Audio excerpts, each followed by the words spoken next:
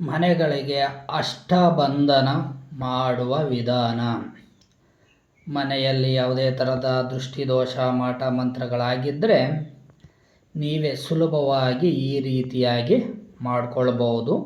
So ಇದಕ್ಕೆ ಯಾವುದೇ ಥರದ ಮಾಂತ್ರಿಕರ ಹತ್ರ ಹೋಗ್ದಲೆ ಸೊ ನಿಮ್ಮ ಮನೆಗೆ ನೀವು ಯಾವ ರೀತಿ ಮಾಡಿಕೊಳ್ಬೇಕು ಅನ್ನೋದು ಒಂದು ವಿಧಾನ ರೂಪದಲ್ಲಿ ನಾನು ನಿಮಗೆ ತಿಳಿಸೋದಕ್ಕೆ ಇಷ್ಟಪಡ್ತಾ ಇದ್ದೀನಿ.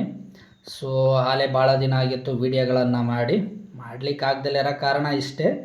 ಸೊ ನವರಾತ್ರಿ ಇರೋದ್ರಿಂದ ಒಂದು ದೇವಸ್ಥಾನಕ್ಕೆ ಒಂದು ಅಷ್ಟದಿಗ್ಬಂಧನವನ್ನು ಮಾಡಲಾಗಿತ್ತು. ಸೊ ಅಂಥ ಸಮಯದಲ್ಲಿ ಈ ಚಿತ್ರವನ್ನು ಮತ್ತು ಇಲ್ಲಿರ್ತಕ್ಕಂಥ ಐಟಮ್ಗಳನ್ನು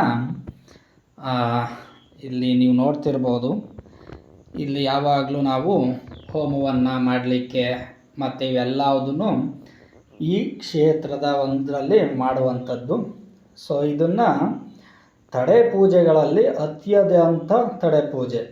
ಇದನ್ನು ಚೌಡಿಕಟ್ಟು ಅಥವಾ ಕಾಳಿಕಟ್ಟು ಈ ರೂಪದಲ್ಲಿ ಹೊಡೆಯುವಂಥದ್ದು. ಇದಕ್ಕೆ ಜಾಸ್ತಿ ಬೇಕಾಗಿರ್ತಕ್ಕಂಥದ್ದು ಈ ರೀತಿಯಾಗಿ ಮಾಡಿ ಆ ನಂತರ ಹೊಡೆಯುವಂಥದ್ದು.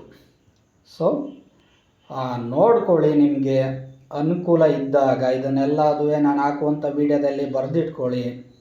ಸೊ ಮುಂದೆ ನೀವು ಯಾವಾಗಾದರೆ ಯಂತ್ರ ಮಂತ್ರ ತಂತ್ರ ಕ್ಲಾಸನ್ನು ಕಲಿತಾಗ ನಿಮಗೆ ಖಂಡಿತವಾಗಿಯೂ ಇದು ಬೇಕಾಗತ್ತೆ.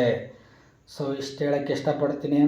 ಸೊ ಇದೇ ರೀತಿಯಾಗಿ ನೀವು ಕೂಡ ಕಲಿಬೇಕು ಅಂದಾಗ ಯಂತ್ರ ಮಂತ್ರ ತಂತ್ರದ ಕ್ಲಾಸನ್ನು ನೀವು ಸೇರಿಕೊಳ್ಬೇಕಾಗತ್ತೆ.